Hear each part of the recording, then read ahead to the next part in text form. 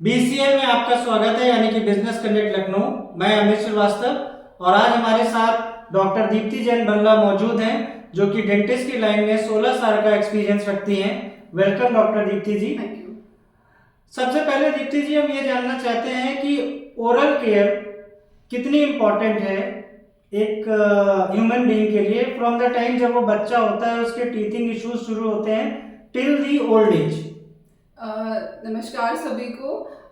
Oral health जो है वो एक गेटवे है, या ओरल कैविटी जो है वो एक गेटवे है हमारी ओवरऑल बॉडी का। ओरल हेल्थ और ओवरऑल हेल्थ एकदम इंटरलिंक्ड है। हम हेल्दी होने की बात करते हैं हमेशा, हम कभी भी हेल्थ को ओरल हेल्थ से अलग करके नहीं देख सकते, क्योंकि जो भी बैक्टीरियाज हैं हमारे मुंह के अंदर, तो वो हमारी माउथ के थ्रू और ब्लड स्ट्रीम के थ्रू वो पूरी बॉडी में एंटर करते हैं। और दांतों की और ओरल कैविटी की हमें इसलिए केयर करनी है क्योंकि हमें अपनी हेल्थ की केयर करनी है। सबसे पहले हमें एक कॉन्फिडेंट वाइट और एक फ्रेश स्माइल की ज़रूरत है। आजकल कॉन्फिडेंस मोटिवेशंस इतने देखे जाते हैं कि हाँ कॉन्फिडेंटली बोलिए, बात करिए, सारा मॉरली आपको अगर एक अच्छी लाइफ जीनी है तो कहीं ना कहीं कॉन्फिडेंस बहुत मैटर करता है। उसके लिए ओरल हेल्थ की ज़रूरत है। और तीसरी चीज़, हमें दांतों को अपने बचा के रखना है, दांतों को हेल्दी रखना है, गम्स को हेल्दी रखना है, ताकि वो पूरी लाइफ हमारा साथ दे सके।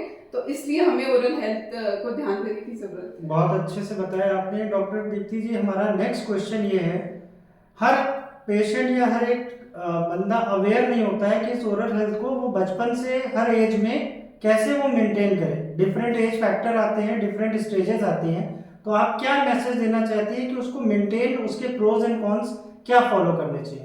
अगर हम बच्चों की बात करें, बहुत छोटे बच्चों की, तो ऑब्वियसली जो पेरेंट्स हैं या घर के बड़े लोग हैं वही जो प्रैक्टिस करेंगे, बच्चे उसी को देख के सीखते हैं। बड़ों के लिए एक प्रॉपर रजीम होता है हाइजीन केयर का, उसको हमें फॉलो करना है। स्टार्ट करते हैं हम ब्रशिंग से, तो ब्रशिंग दिन में 2 बार बहुत ज़रूरी है।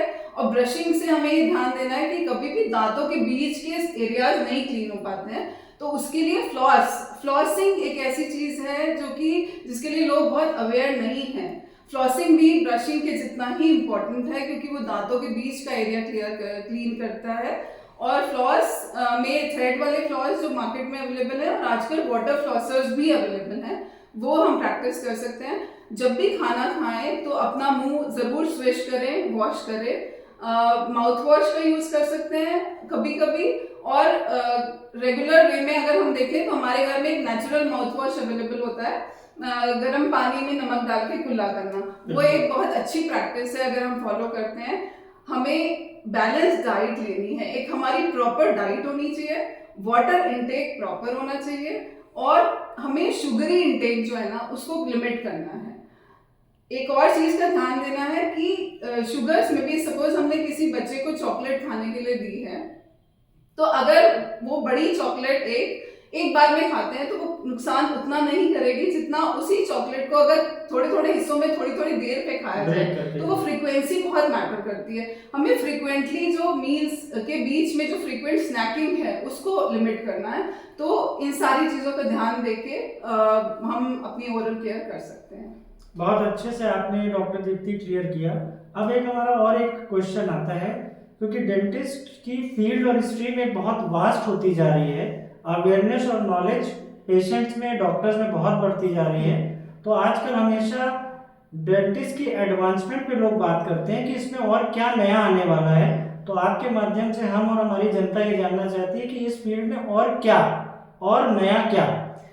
सर, कोई भी एडवांसमेंट मेडिकल फील्ड में या डेंटिस्ट्री में अगर हम कहें तो इस बात को ध्यान रख के किया जाता है कि पेशेंट का कंफर्ट बढ़े, कंफर्ट लेवल को हम बढ़ाएं, जो भी प्रोसीजर्स हैं वो पेनलेस हो, और कम समय में हम बहुत इजीली वो प्रोसीजर्स अवेल करा पाए पेशेंट्स को। ये हमेशा ध्यान में रख के डेंटिस्ट्री में जो एडवांसमेंट हो रही है वो इसी को ध्यान में रख के हो रही है।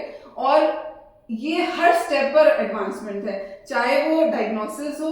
डायग्नोस्टिक टूल्स हमारे अब इतने अच्छे हो गए हैं, जैसे इंट्राऑरल कैमरास थे, वो अब बहुत हाई क्वालिटी इंट्राऑरल कैमरास हमारे पास हैं, तो उससे बहुत इजीली डायग्नोसिस बनाई जा सकती है। स्कैनर्स हैं, उसके बाद डिजिटल एक्सरेज हैं, और ट्रीटमेंट प्लानिंग से लेके ट्रीटमेंट करने तक में जो इंजेक्शंस डिवाइसेस हैं, या फिर हमारे काम करने का तरीका है, जैसे पहले रूट केनाल होती थी वो मैनुअली की जाती थी, अब रूट केनाल ट्रीटमेंट मोटर से किया जाता है। तो बहुत सारी चीज़ें बहुत इजी हो गई हैं करना, और यही चीज़ें आगे जाके डिजिटलाइजेशन इन डेंटिस्ट्री हम जिसको बोलते हैं, तो वो स्कैन्स वगैरह हैं, और कम समय में जो हम पेशेंट को सुविधाएं दे सके, उसी पे आगे चल के एडवांसमेंट हो रही है।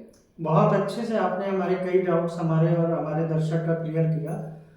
एक लास्ट बात, इतनी इंफॉर्मेशन हमें तो मिल जा रही है, अगर हमारा कस्टमर, क्लाइंट, पेशेंट आप तक रीच करना चाह रहा हो, आपको कनेक्ट करना चाह रहा हो, तो वो कैसे करेगा? सर, सबसे पहले तो बिजनेस कनेक्ट लखनऊ के माध्यम से आप मुझ तक कनेक्ट कर सकते हैं, और हमारे 2 सेंटर्स हैं लखनऊ में, एक हरदोई रोड पर तहसीनगंज चौराहे पर टूथ एंड इम्प्लांट्स के नाम से, और एक हजरतगंज में पार्क रोड पर MB dental and implant centre के नाम से।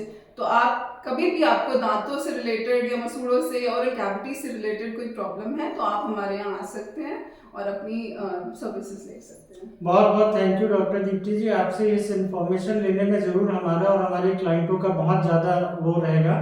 Thank you. Thank you so much.